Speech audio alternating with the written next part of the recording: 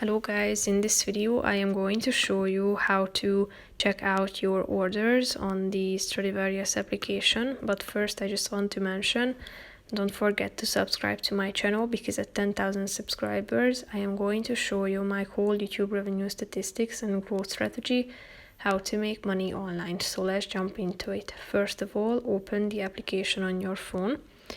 Then you should tap on the profile icon down below in the right side corner of the screen.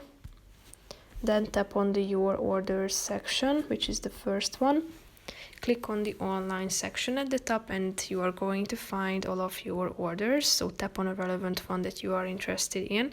Here you can check out the order number at the top and the order date and the products. You can also check out a particular product if you tap on it and check out the pictures attached.